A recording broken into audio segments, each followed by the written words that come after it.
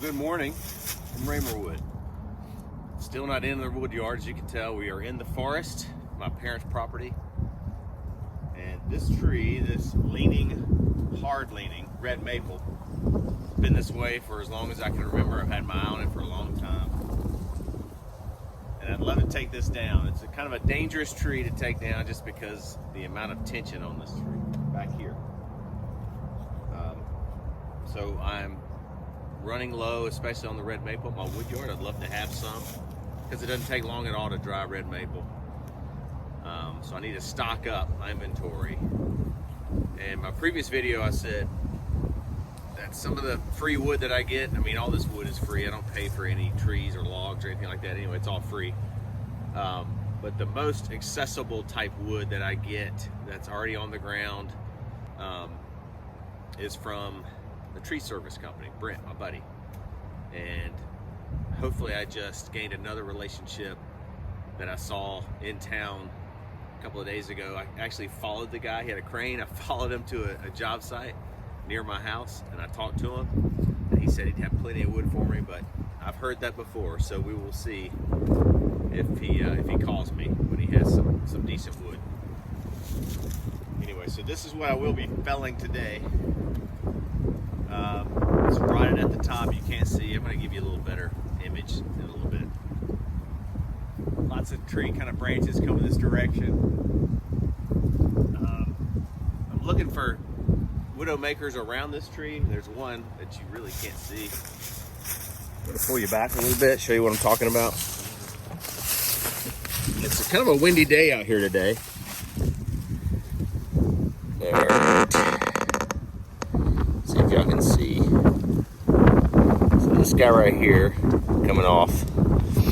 Okay. Where's it? Right. This guy coming off right here. I'm going to take that branch off. I'll show you the crown of the tree. Up there. Leaning over kind of the opening of our pasture over here. The clearing. Super windy. Sorry about the wind, y'all. It's the worst. I know. Not a great day to be in the woods, right? Get rid of this guy.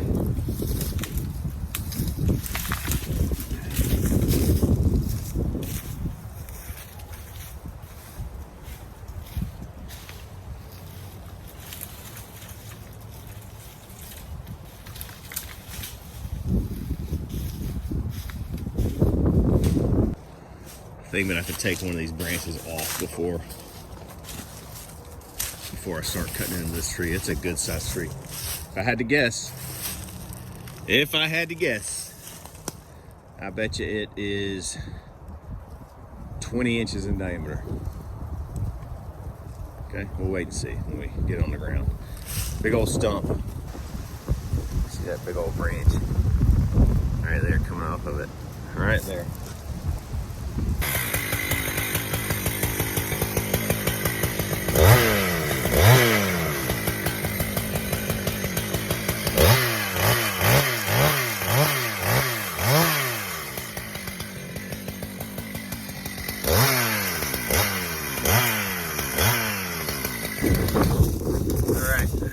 Sorry about the wind, y'all. I'm really hoping this tree has some good wood in it, because if it's not, then it's a lot of risk for not much result, like good result at all.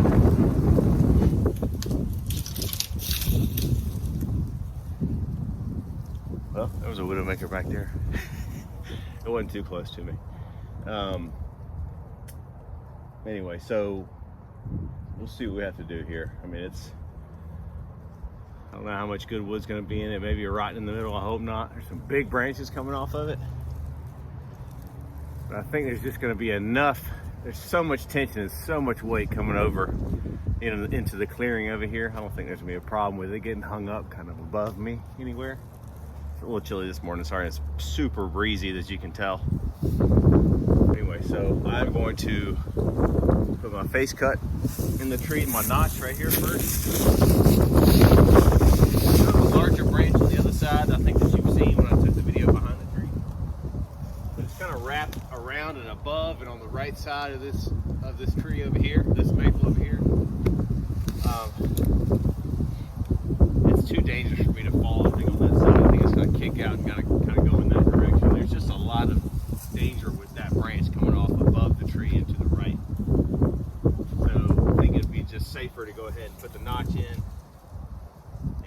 bore cut it just because of the amount of tension and weight that's on the hinge. And I may get pinched a little bit when I put the face cut in.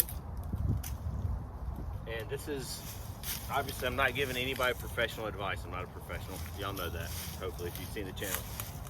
It's just in my own woods. If I were training someone how to fell a tree, I'd probably say go somewhere else, right? To a professional. This is, but from the videos I've watched and some of the experience that I've had with a tree like this that's got a hard lean to it, I am going to bore cut it. So I'm going to bore my chainsaw probably a couple inches or so behind, well, at least a couple inches, probably more, behind my hinge, all the way through the tree, and then kind of get closer to that notch, okay, the hinge wood, and then start going backwards. That's what I plan on doing, and then leave a little back strap in the back, and then I will release that back strap, and hopefully it'll all come down. So I've got some stuff behind here too. I know that it's gonna fall in this direction. I mean, there's no problem with that. But if this branch starts going in the wrong direction for some reason, and I'm behind it over here, that's quite a bit of weight on that branch. So I'm gonna clean up some of this wood behind here, some of these small branches and stuff, not branches, but saplings and smaller trees. We'll get rid of some of that stuff, and there's some grapevines back here. We'll get rid of that, some tripping hazards. So I'm gonna go ahead and do that before I start doing this, just to give me a good, because I want to get a good exit route behind the tree at like 45-degree angle, kind of going away from the back side of the tree from where I'm felling it.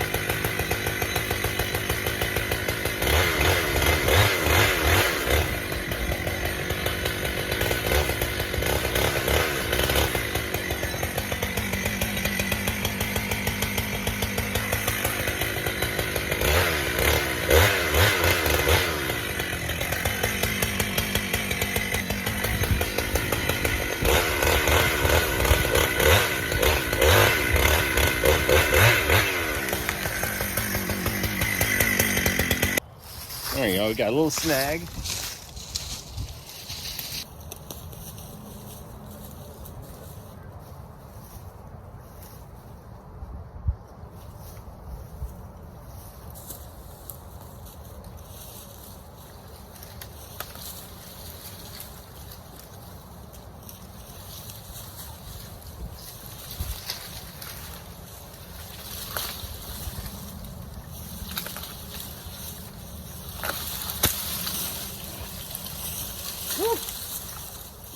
The grapevine.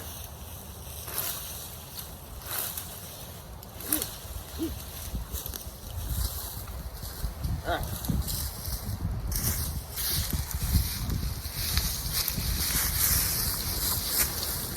Now I got another tripping hazard. Go ahead and buck this up. Get it out of the way. Hopefully.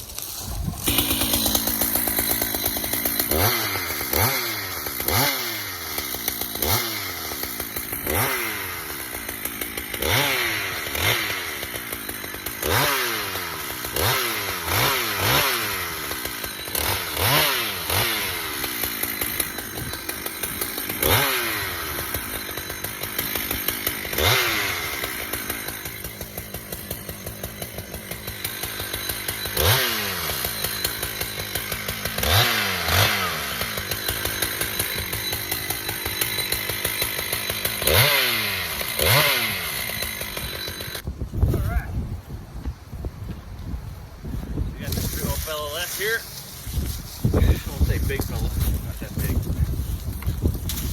Some of these suckers off of there. See all these? Typical of red maple, especially if it's dying or struggling. All these suckers everywhere.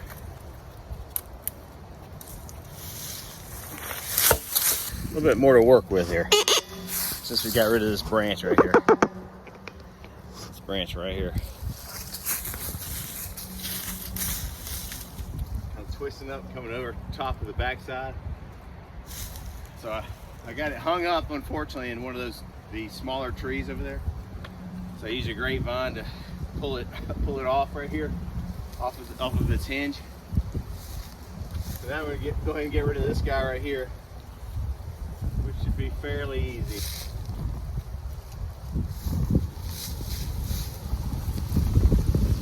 Should be.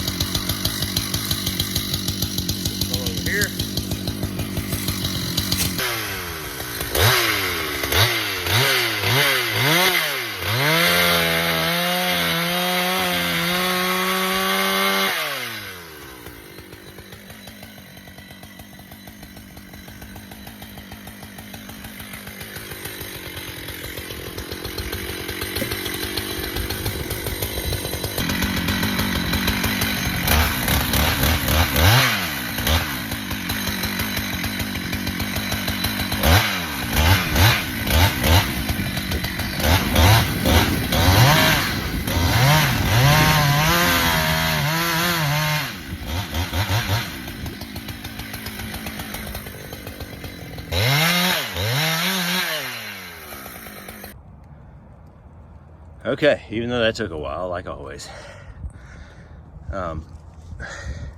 Maybe too shallow, the undercut, possibly. Or I can make kind of my face cut a little bit wider up top. My directional cut, this area right here. This area right here. Maybe open that up a little bit. That way it has enough room to fall, enough distance to close that gap here in the notch. But I was pretty spot on.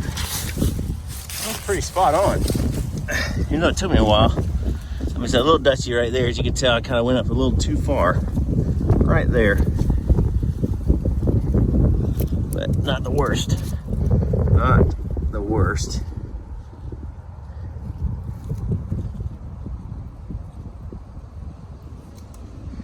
So I think I may go here just to take that off. And then I will plan on bore cutting back here. That's what I'll plan on doing. There's gonna be so much tension on this tree. Here's the notch that I cut out right here. Pretty wood.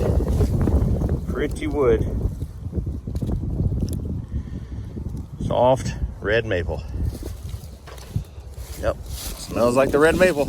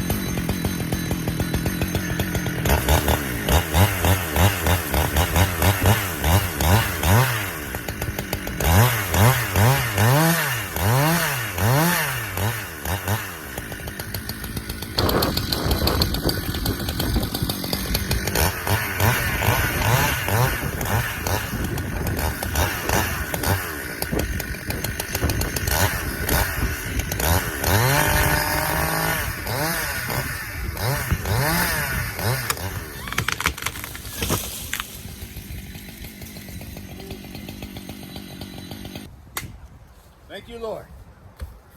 Woo!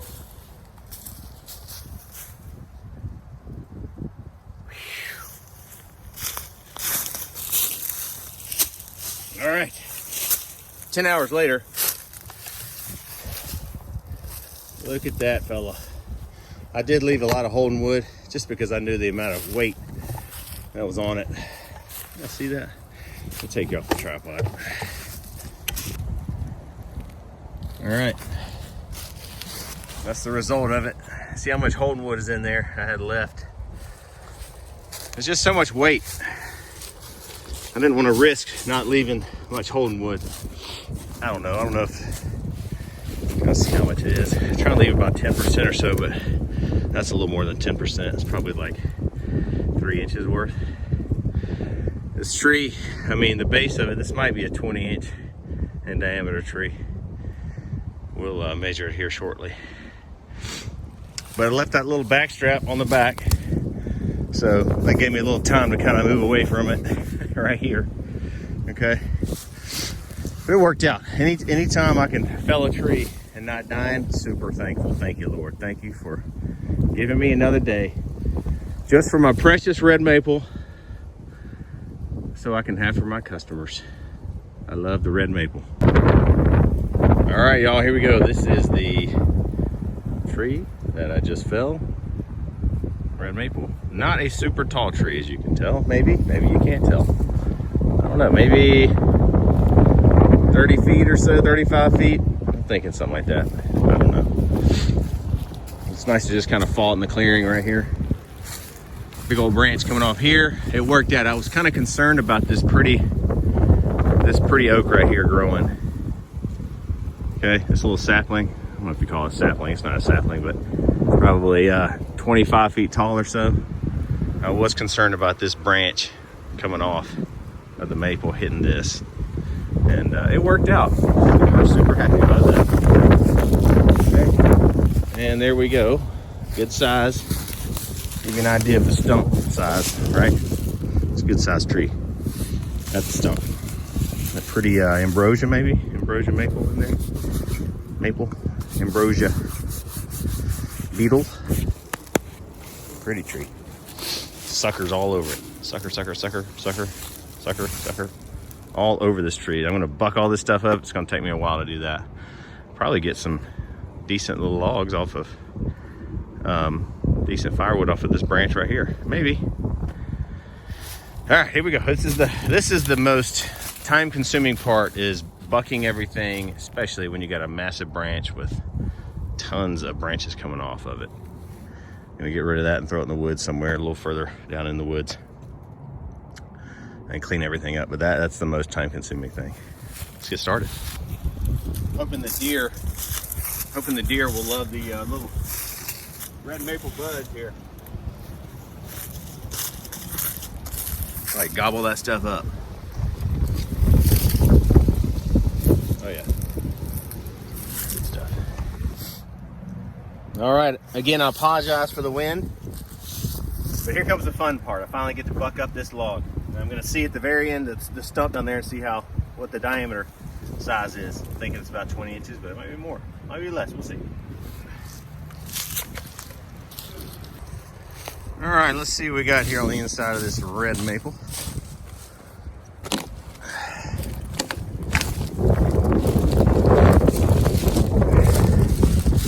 Not looking too good, y'all. I don't know how much of this tree I'll even be able to take. I hate that. See how twisty it is? So it'd be difficult to split this just because of how twisty it is. But pretty much all red maples. I don't know if I've ever found a straight red maple before. So I'll show you. It's turned into kind of like cork type wood. That's kind of what it looks like. I wouldn't even consider that like spalted wood. I mean, there's just no structural integrity there at all. I mean, yeah, it's pretty, but if you put a nail in that, it would just go right through it. It's a sponge. Decent. No, this is good wood around here. You can't do anything with that. It's just not enough wood. Not enough wood. So I may end up having to use the limb wood over here. This limb wood right here. This is all gone. This is kind of near the top of the tree, the crown. That's all punky wood. Punky. Cold Medina right there. All punky. Maybe use that right there, but is it worth it? Probably not. We'll see how far back this goes. I don't know. Because down here at the stump, it looks good. I don't know how much at all I'm going to get from that. All right, here we go. Let's check the diameter of this tree here. Red maple is